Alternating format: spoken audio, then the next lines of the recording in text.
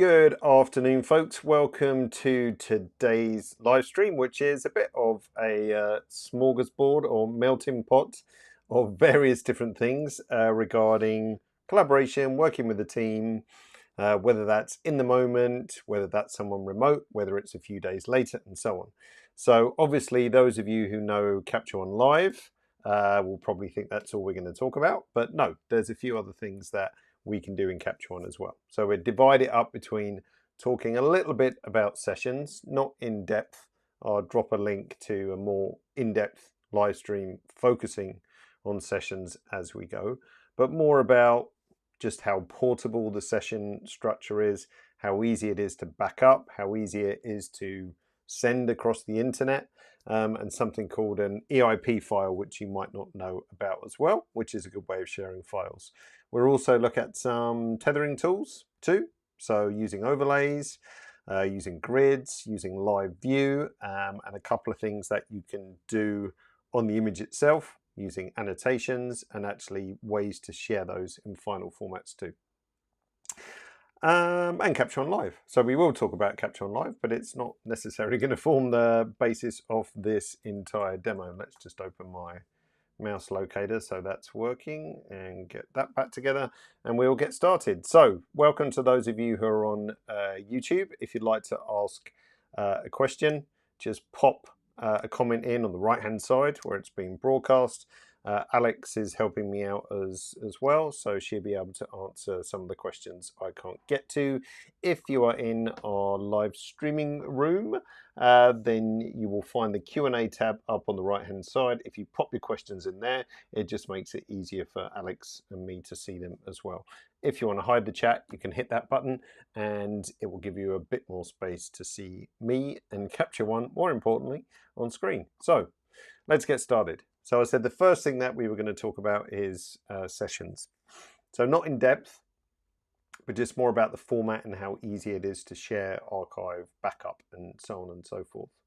So if you're new to sessions, what a session looks like, and really how it's different from a catalog. So this is my session here, demo session, is that a session is designed for one job or one project. So you go into the studio tomorrow, you take some headshots, product shots, fashion pictures, whatever. That would constitute one session. If you were to go into a location shoot or something like that, and perhaps it spans a few days, then you could also treat that as a session. Where a catalog comes in, which is another option in Capture One, that's like a broad overview of your life's work. So many, many photos. So tens of thousands, hundreds of thousands or whatever, with loads of ways to sort, categorize, keyword, and so on. But really the main difference between sessions and catalogs is session is designed for a project and a catalog, many pictures. So the default structure of a catalog of a session, careful David, the default structure of a session looks like this. So we have 4 default folders: capture, output, selects, and trash, which are reflected in the first tool tab: capture, selects, output, and trash, like so. You can expand out the session if you want to by adding additional folders. So I've added a lighting test folder, a shoot 1, 2, and 3. But a really important step is that you must drag any additional folders you make over to session favorites. So on a Mac, you can drag and drop. On a PC, you've got to hit this little plus button, like so. And if I just click through into any of these folders, it's just a small session. You can see the contents of those particular folders. Now, what you'll also notice next to images in any of like the capture folder or additional folders you might have made, you'll always see a sidecar folder which contains the settings or adjustments, metadata for those particular images. So that's another difference between sessions and catalogs, is that catalog stores all the adjustments in a central database. Sessions actually store it alongside the raw file itself. So the structure is super simple. And for what you'll see in a minute, it's very easy to back up, move around, locate, and so on and so forth. So as an example, let's just shut this down for a second and go back to it. So here's my session. If I wanted to, let's say, transport that to an additional computer, let's say I'm just shooting on my laptop and I want to move to my desktop, more powerful computer to do my editing, then it's so easy to move a session around. So let's just do that. Let's drag and drop this entire session, and I'm going to put it on this external hard drive like so. So it's copied over fairly quickly as it's not that big. This little guy here, the cosession.db, a couple of things. I can actually drag that on top of my Capture One icon, and that will just open it up in Capture One. It's got all the same adjustments, so you can see this has got some editing and crops on it, all the same structure, everything. So I can then happily walk this hard drive over to any other computer I want to, plug it in, either work directly off the hard drive. I mean, if it's a fast hard drive, I'm connected to one of these, similar to that, a little Samsung T7 drive, and you can work off that with zero speed problems. Performance is absolutely fine. So it's highly portable. Now, to do that with the catalog is maybe slightly more troublesome, because if you've got reference files, if you're storing the pictures in different folders, you'd have to move your catalog database, you'd have to move your images as well. There is something called a managed catalog, which kind of packages up a catalog file and all the images together, but then you don't have these nice elegant folders which you can do kind of cool stuff with as well. So very easy to be portable. Another thing, let's just close this down once again and go back to my pictures folder. Let's say we want to share the entire session with someone. Could be a client or a retoucher, art department, if you're collaborating in a bigger agency or something like that. I want to send the entire session. So I can just, of course, drag and drop this, put it over the network. If I want to send it over the internet, as an example, there's nothing to stop me in Mac or a PC. It's just compressing it down and zipping it up. So if I just compress the entire session, this one's very, very small, so it won't take long. Then I'll actually end up with an entire .zip file like so. So that becomes easy to drop on cloud storage, send it over WeTransfer, anything like that, and then they can open up that session exactly as you saw it. Also makes it very easy to back up, because really all you need to do, if you're using some kind of automated backup software, you can just target the parent folder and tell it to either automatically back up when a change is detected or back up at periodic times. ChronoSync is the king on the Mac platform for those kinds of operations. There's other choices too, and there's also plenty on the PC platform as well. So super easy to back up, super easy to transport, whether that's onto a hard drive or compressing it down and sending it over WeTransfer, cloud storage, Google Drive, something like that. You could just drop this whole folder on cloud storage, but to be honest, it's a little bit safer to zip it up. You've got one file, then you can see exactly when it's transferred across, as opposed to trying to transfer, 4 or 5 different folders and so on. Cool, let's open this one back up again. So we can either drag and drop it onto the icon, or you can actually say File, Open, and just point to that DB file as well as an alternative. But dragging and dropping works quite nicely, or even just double clicking that cosession DB little file will open it straight up into Capture One. Let's check for questions. Yeah, there was a good one from Janelle, which Alex has already answered. Why is there a C1 folder on my desktop when I quit a session? I see this all the time. Don't use your desktop as a permanent storage place.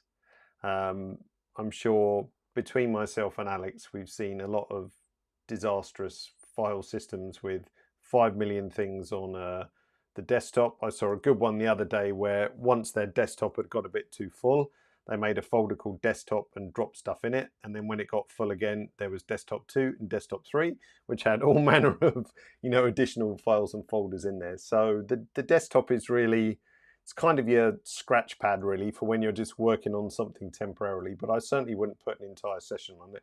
I would stick it in your documents folder, put it in your pictures folder, or whatever.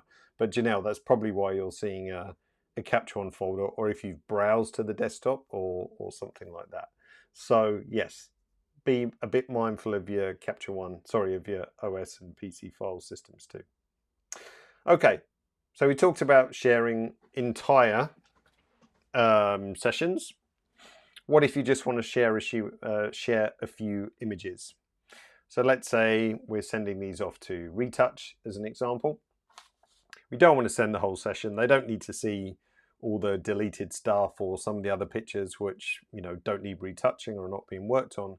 So we have something called the EIP file type, which is enhanced image package, I believe. What that essentially does is wrap up your raw file and any adjustments into one file. So it's easy then to send file, as opposed to, I mean, looking at this session, let's just right click up here. Where is it? Over here. Demo session. Like, let's say we wanted to send this one, 714. Are you going to dig into this folder, try to find this little Capture One settings file and send it across, and then find the proxy and the thumbnail as well? No, you're not going to. So there's a much easier way to do that. So a couple of ways. You can temporarily change your images to EIP files. So if I select all of these and right click and say pack as EIP, you'll see the CR3 format change to EIP. So now if I was to grab any of these pictures, what am I looking for? Show in Finder.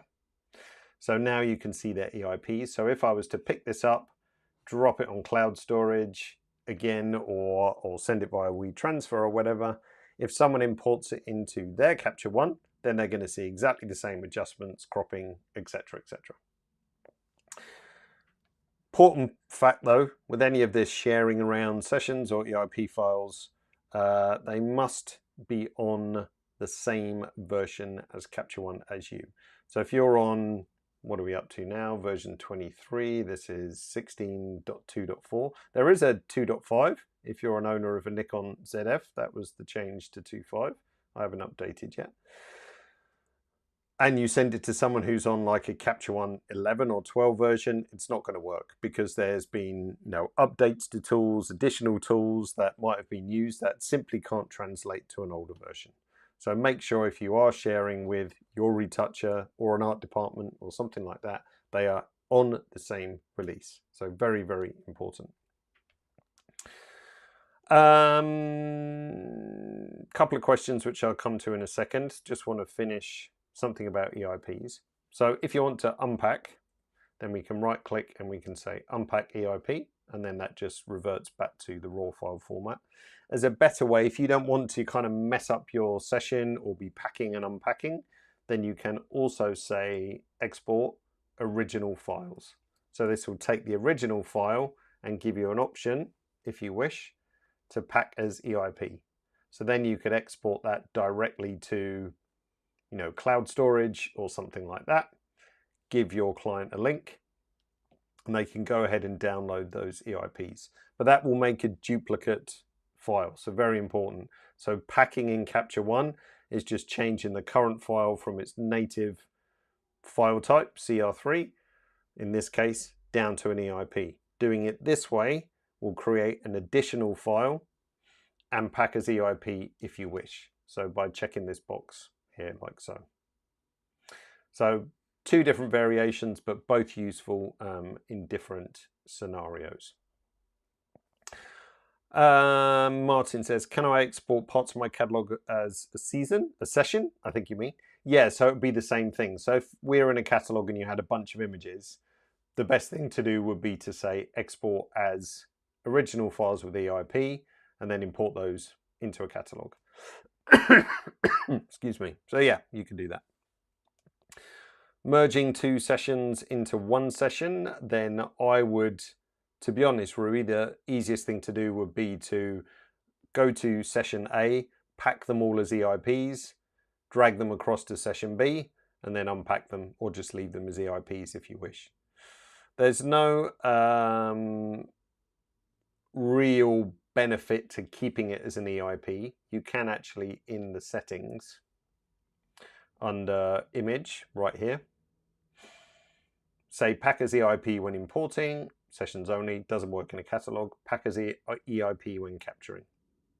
So you can permanently set to EIP if you wish. There's probably a tiny performance deficit.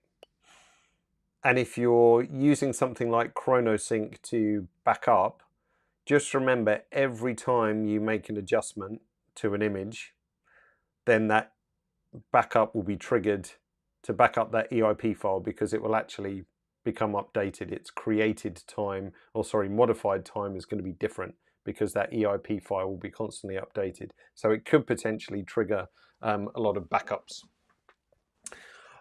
So you can leave it on permanently if you wish, but there's probably not much benefit to do it. And you can see how quick it is to pack and unpack or export EIP as you wish. Great.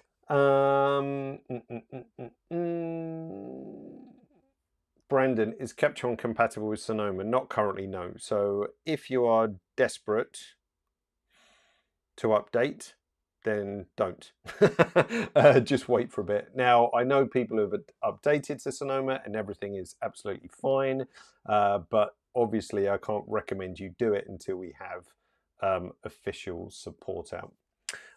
Yes, even though we have access to early releases and beta versions, quite often the final release is just sometimes a little bit different to those beta ones that we've been using, and it just needs a bit of time to double check everything is working absolutely fine. I'd also be a little bit careful if any of you are into audio and using audio devices, microphones and so on, just check actual compatibility with Sonoma, because there are some USB issues with some of those products. So just do a thorough, audit of all the software that you're using, hardware, and just doubly make sure that everything is compatible, because trying to drop down a version of the OS is kind of a pain. So yeah, just be mindful of that when you're updating OS, not just for Capture One, for anything else. Okay, question wise, I think we are all good. Oh, Alex has, just given me a good suggestion, actually. Something which we'll cover at the end if there's time. Thanks, Alex. Other questions have all been answered, I think. Osiris was saying, can I do all my editing in Capture One and send my retoucher a zip file? Well, you can send them the EIP files, but you could zip down a bunch of EIP files if you wished as well. But yes, use EIP files, definitely. Great. All right. I'm going to leave Alex to answer the rest of those. So that's fantastic. All right. Let's go back to the schedule. All right. Tethering tools we're going to have a little look at now. And we're not going to spend ages shooting tethered or any of that stuff. It's just to make you aware of a couple of things that you might not have seen before. So let's actually turn on this camera. It's actually a little bit dark in here. So I was a bit sloppy with with actually sorting out some lighting, and I meant to do that earlier but also forgot. Anyway, it's fine, it should be good. It's a Fuji X-H2, it's pretty good in low light and everything. So I've got a camera connected, you can just see it, or you can't see it over my shoulder, hang on, you can just see it over my shoulder. There we go. Not an amazing photographic setup, purely just to demonstrate a couple of things that we can do in the camera tool which you might not be aware of, including something called the overlay tool, which we can also use in Capture One itself. So let's actually start with overlay. So you'll find it by default in the Tether tool tab, I think, or you can of course right click and add it to any tool you wish. And what overlay does is allow you to do exactly that, drop an overlay and visualize it onto the image. Now traditionally it's used for something like this. So if I go into my Finder and find my little fake magazine cover and drop it in here, let's just put that back, then what you'll see is that it does an overlay on top of the image like so. And I can grab this little handle and move it around. Let's just reset my crop for a second so you can see what's going on. Can bump up the opacity, change the size of it like so. Grab this pan tool again, and then we can visualize or help visualize how a shot might look in its finished intended use. So in this case, we've got a magazine cover. In other cases, it could be a double page spread. It could be some food packaging. It's very handy if you're doing composite work. So let's say you've shot some background plates and then you're putting in some foregrounds, whatever that may be. Then of course you can drop your back plate on as an overlay, and then as you shoot you can see as your subject fitting with your back plate nicely and so on. So in this case I'm going to say, well, let's go for something like that. We're going to crop this down to our Capture One magazine. Please don't sue us, GQ, if you notice how the logo looks a bit, to something like that. So now we can nicely visualize how this might look as well. If we turn on follow crop, actually, it will just actually follow our aspect ratio too. So, but I want it to be a little bit smaller and set something like that. Yeah, and just crop down a bit, but you get the idea. So really handy visualization tool. So as I said, that's available here, and then whatever image we bring up, it's going to drop that on the top as well. But it's also available in live view. So if I turn on live view a second, so this is just over my shoulder, as I said. If I reach my hand in, then you can see a nice live view update. So this helps with composition. And as we saw in Capture One itself, if I turn this on, then of course with your overlay, you can also decide exactly how you might want to start, or at least rough in your composition if you're shooting product, food again, magazine covers, all this kind of stuff. So really, really useful. Again, you've got exactly the same kind of controls, and we can turn it on and off at liberty too. If you're not aware when you're in live view, and the functionality does vary depending on camera, of what you will see in this live view window. For example, if you've got a really old Nikon camera, the live view quality is pretty basic, unfortunately. If you've got a Sony camera, then it's not possible to zoom this window from Capture One. You have to do it on the camera itself, but it will zoom in. With Fuji, it's kind of somewhere in the middle, so I can zoom here using this slider, and I can use these camera focus buttons, which digitally alter or electronically alter the focus on the camera itself, which is a lot easier than reaching your hand into the set and then trying to adjust the lens and so on and so forth. So just be aware there is some pretty neat stuff going on in the live view window if you haven't tried it before. Canon, for example, probably has the best implementation of live view. They have a pretty nice, decent quality. They generally have all the camera focus controls and the ability to zoom as well. But say, depending on camera model, manufacturer, how old it is, your experience might be a little different based on what you're seeing here today. We can also add a grid. So if it helps you to, visualize things, we can turn on a grid as well. If we want to get stuff horizontal and vertical, can be important. You can change the number of grid lines that you want to have.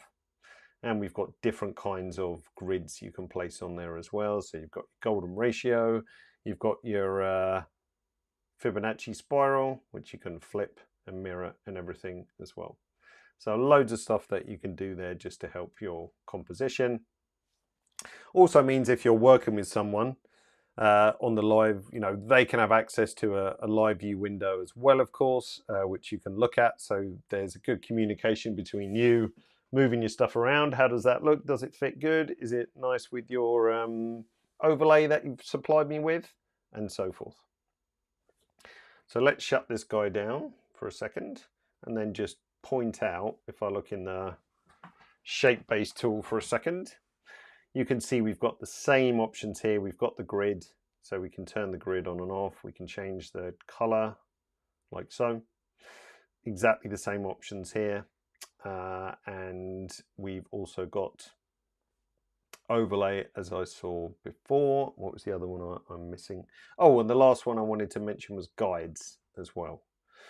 So again, this can be quite useful for alignment if you need to be very specific. But if we turn on our guides here, by default, you just get one horizontal and one vertical.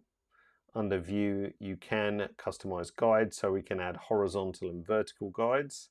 This is the only time I ever really use this cursor tool, which is this one here, because this allows us to pick up the guides and move it like so. So if you need to align something very specifically, then you can do so.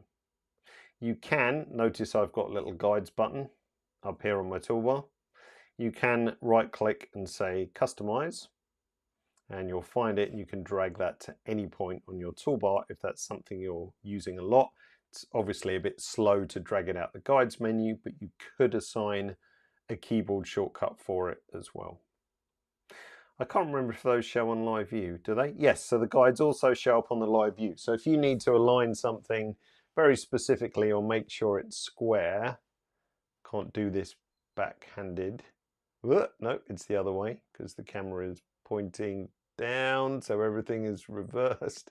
But if you wanted to make sure you were like tightly aligned, as an example with a guide, then you could do so as well. I think if we right click here, no, there's no specific guide tool, but we can add additional guides from the view menu as well, like so. So I could add another horizontal, grab my cursor tool there, and then check my alignment.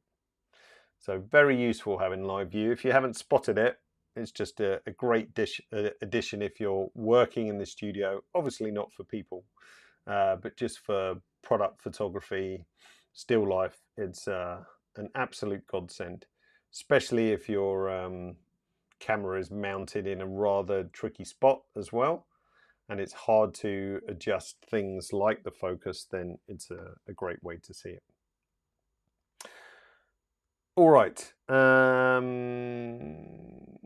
Capture on Live I'm going to talk about next, and then we'll talk about exporting. No, we do exporting now. So exporting to see some of those elements. So let's turn on my overlay once more. Let's just hide my guides for a second. We've also cropped this, keep in mind, and we're also going to do something else. We're going to use a tool which I've added here called Annotations.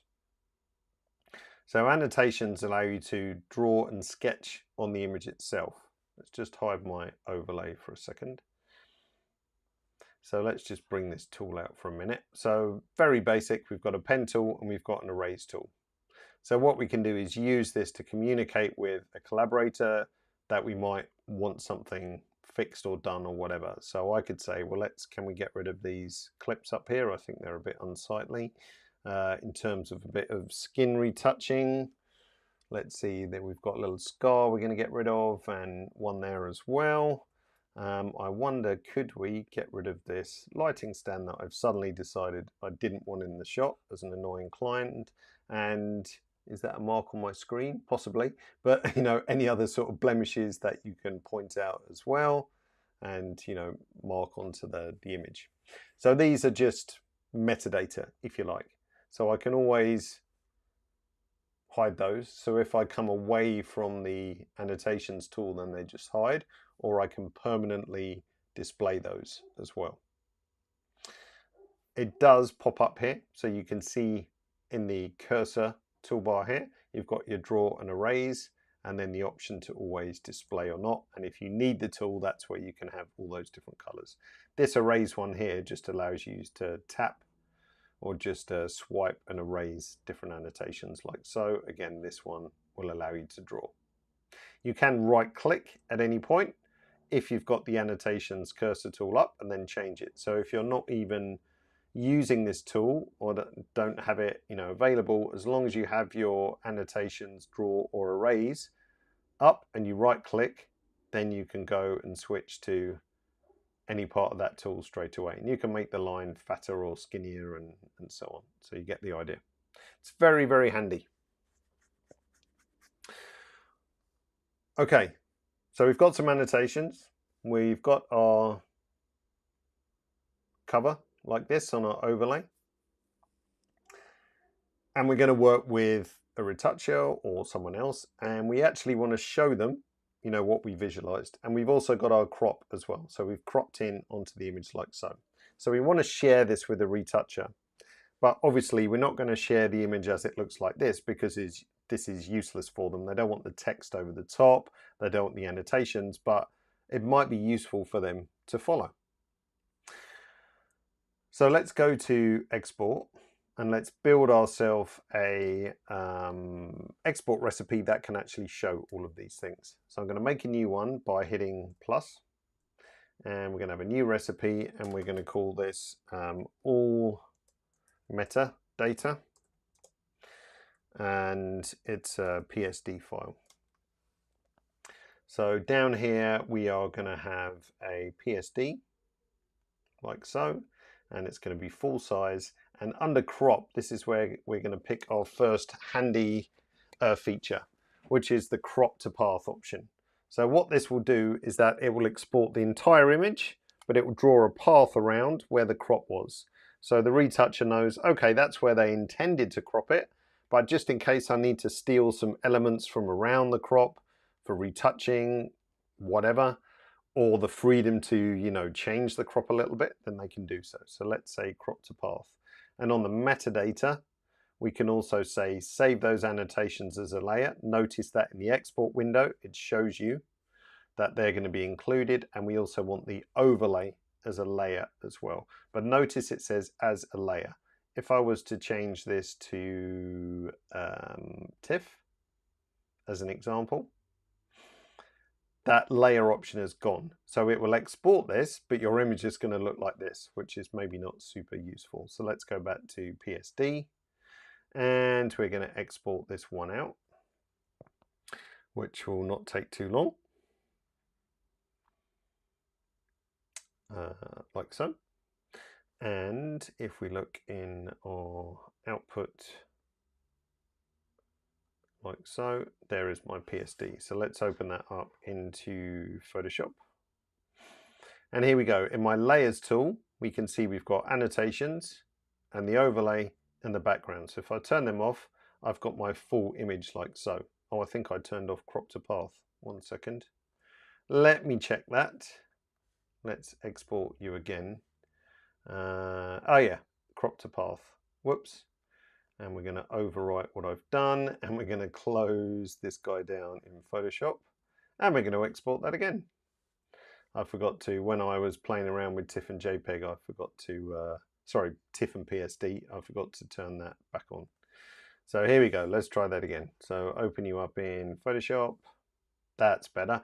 So now we've got our annotations, we've got our overlay, which we can turn on and off, so then our retoucher can see, okay, yep, he wants to get rid of this. What a pain. Sure, I can do that. Yep, we've got some skin retouching. Yes, I will do my best to get rid of this, and so on and so forth. So we've got all those annotations. We've got the overlay, so we can see how between myself and the art director on the set decided how it was going to look. And very nicely under paths, we've got a crop path. So if I click on this, then it's going to show me a path like so, which I can see exactly how the crop should be. And I can actually, you know, turn that into a selection and crop down exactly the picture. But it means if I do, as a retoucher, need some outside elements or whatever, or have the freedom to change the crop in the same aspect ratio by a little bit or squeeze it down, then yes, I can do so. So that's a really handy little known tool if you're using annotations and overlay as well. Certainly for, you know, composite work, you could also include an overlay as well, just to see, you know, okay, this is how I think the composite should work, but here's the two final images as well. Okay, let's finish off with Capture on Live. So let's turn off our that and turn off our annotations. That should disappear now. Thank you very much. And we talk about Capture on Live. So before we do that, just check on questions. Morris, with a very long name and his fishbowl, doesn't quite understand how Capture on Live works. So it's good you're here, because that's what we are going to do now. And checking questions over here. Amanda was saying, I've often noticed annotations will sometimes move around the image. They shouldn't do. Is there a way to move them back into place? I'm not aware that you can actually move them, Amanda. So that's an interesting one. Alex, maybe you know if you do, but I haven't actually found a way to move an entire stack of annotations. So if it happens again, Amanda, let us know, because I personally haven't seen that. Not saying it doesn't happen, but if it does, yeah, try and recreate how it happened, and then we can have a look. So for Capture One Live, yes, the whole purpose of Capture One Live is to share a collection of pictures. They get sent up to the cloud, and then your collaborator can then star rate, color tag, and create comments. So it's very simple to set up. So let's say we wanted to share this set of pictures. Now I've only got 6 here because I don't want you to watch 500 pictures being uploaded, even though it's pretty rapid.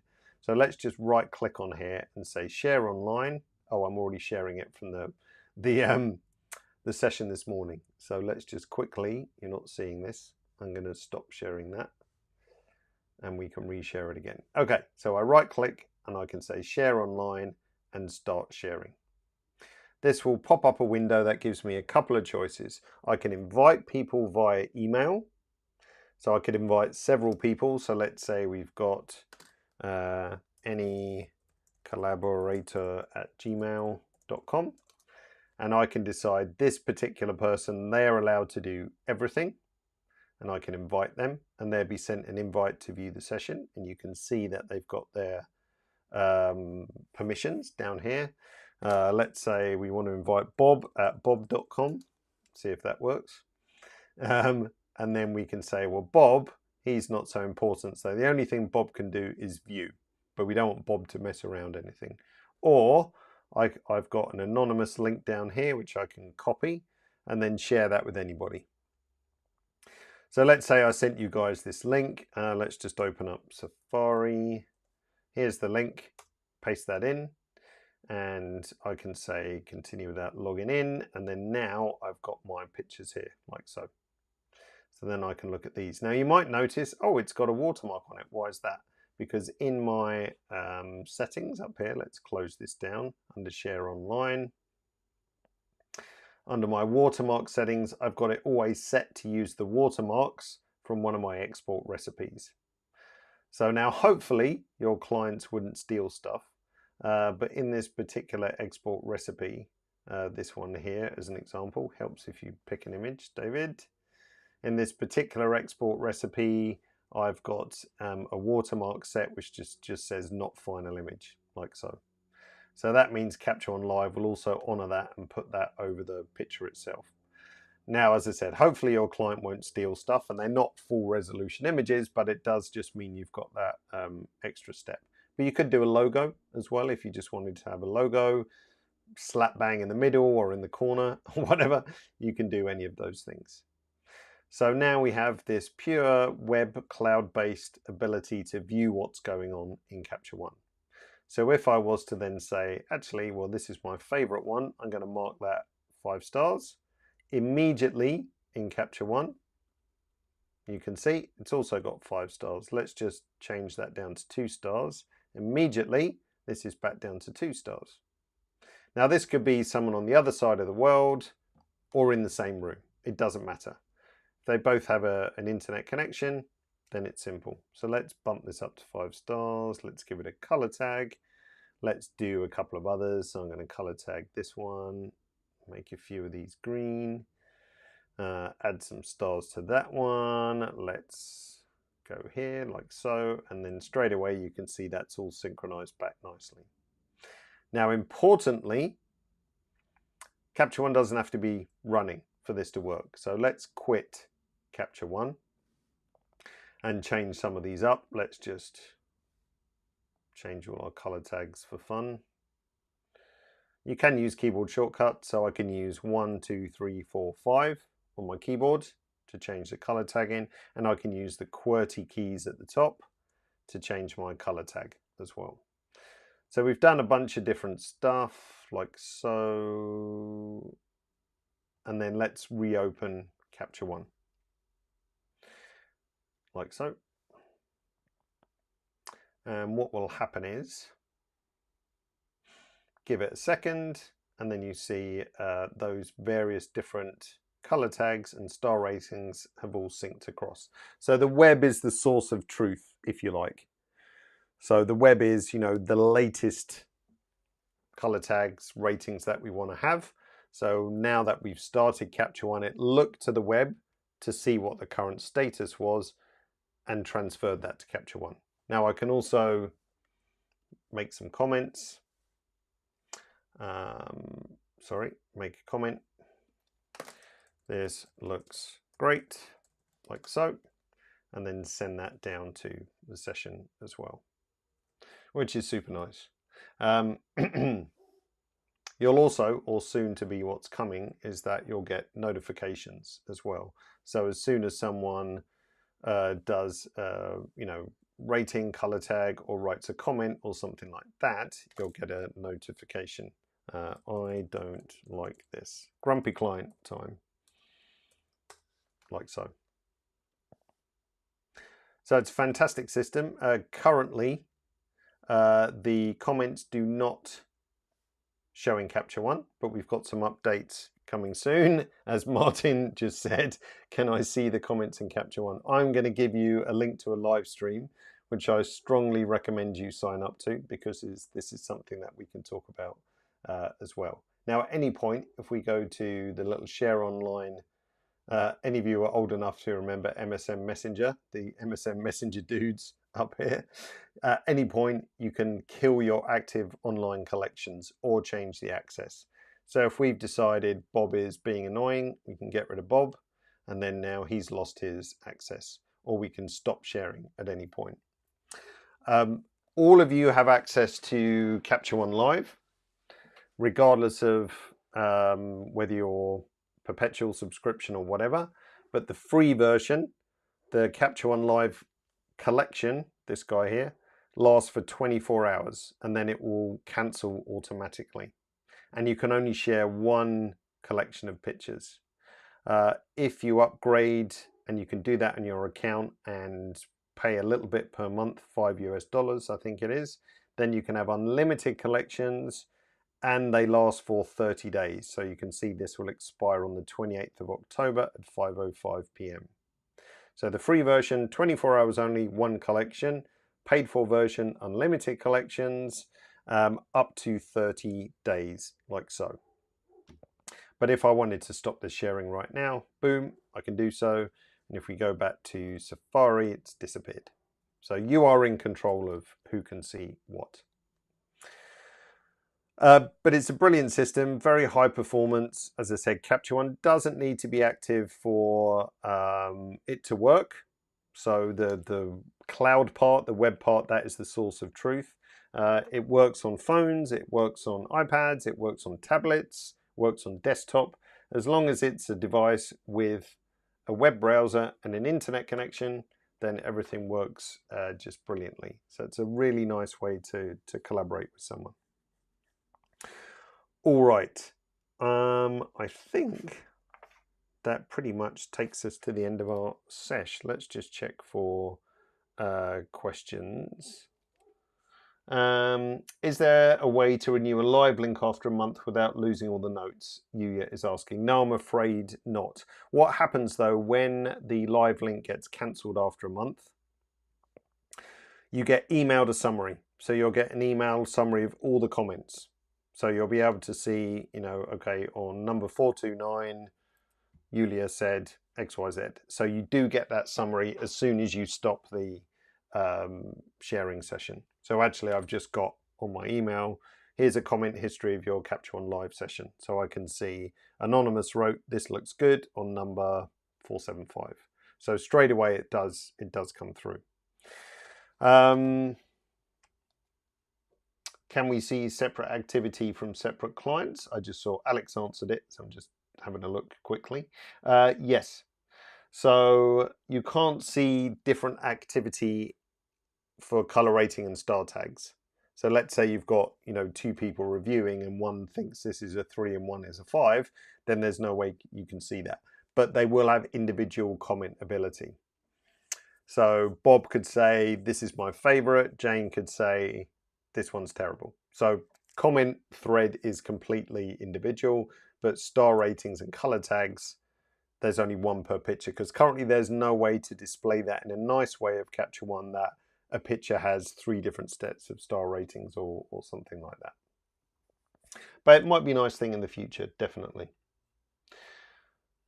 Can I show an overlay on an image in Capture One live?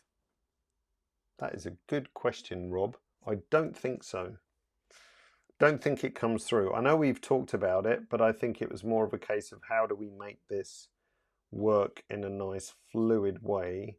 So if I turn on the overlay, why aren't you showing up overlay? Oh, there we go. And then let's reshare this collection to Capture One Live. I think the answer's no. Oh, helps if you press the button, David. Why aren't you going blue for me? There we go. So let's just copy that share link. No, so it's got my overlay.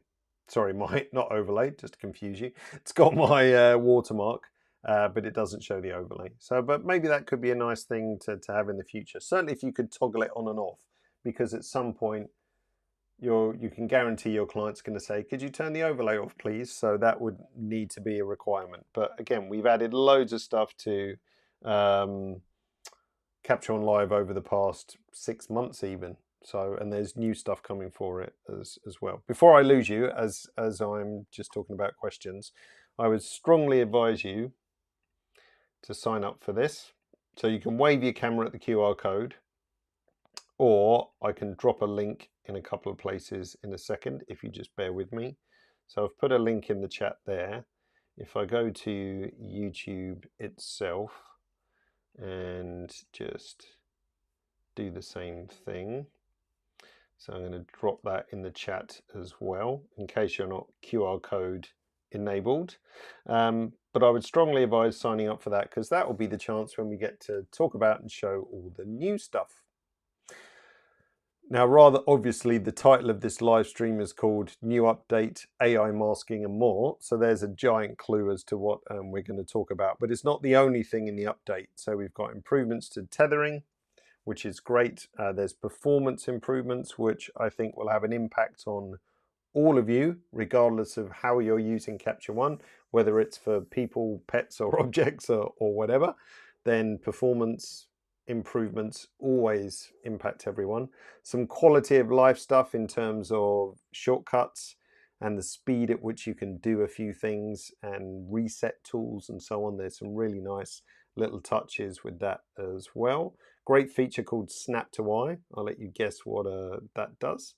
And a few other bits as well. So it's a really, really nice update.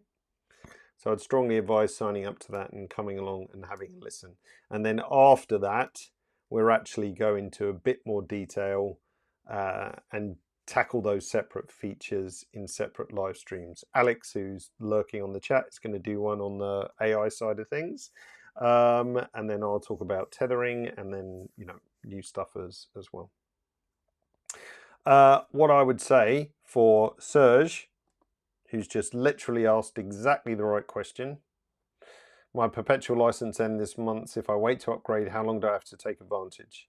So I would make sure you are signed up to this, because that means you'll get a message whenever there's pre-sale offers, discounts, and so on. If you're unsure, Serge, of what your discount level is, then just make a support case. Just go to support.captureone.com and just say, look, this is my current situation. I'm interested in going to all-in-one, which is where you get Capture One Pro, Capture One Live that you just saw in Capture One Mobile on your phone and iPad if you have one, and then just ask what the status is. So we'd be more than happy to help you if it's not clear. So you can scan this QR code, or you can go to, I'm just going to drop a link in as well. Hopefully this is the right one. I'm doing it off memory, so I also put it into YouTube as well. If you just bear with me a second. So yeah, what you see on screen is also that link. I'm just going to click it and make sure. Yes, it worked. Good. I did get it right from memory. So if you click on those as well and just stick your email address in there, then we'll be able to contact you, because there's a lot of people on on our database. And of course, quite rightly, not all of you want to receive emails and contact from us. So we can't actually tell you about offers and discounts and so on. So if you just drop your email in there, of course, at any time, once this period is over and you want to unsubscribe again, of course you can do that. But at least sign up now so that you've got the ability to hear about some nice offers coming down the pipeline and so on. All right, I think that was almost it. Alex is probably reminding me something that I have forgotten about. No, that's it, I think. Oh, there was one minor thing which Russell was talking about, broken images. Yeah, so if ever you get a situation where you get question marks or the little exclamation mark in a session, then the easiest thing to do is just to say File, New Session. Let's just call this Fixed Session, like so. So we've got our new session. And then what you can do is in your Finder or Mac OS, if you go ahead and just grab, let's go and find our fixed session I just made, fixed session. So if you go and grab images out of the broken session and just drag them to the fixed session, I'm just going to drag these shots in here like so, then what you'll find is they come across quite nicely with all their adjustments and everything, as long as you bring that subfolder as well. Normally when you see that, Russell, with that kind of exclamation mark or question mark, there's a problem with this. So something's happened to that. But it doesn't mean you've lost all your adjustments or anything like that. Just drag them over to a new session. So, cool. Let's just put that back up on screen again, just to belabor the point. So yeah, make sure you sign up for that. All right, everybody, thanks for joining me today. I hope that was useful. Yep, any license questions, just hit us up at support.captureone.com. Hopefully you'll sign up for this, because that's going to be loads of fun, and I'll look forward to showing you all the great stuff that's coming as well. So take care, enjoy your weekend when it comes, and see you all in the future. Bye now.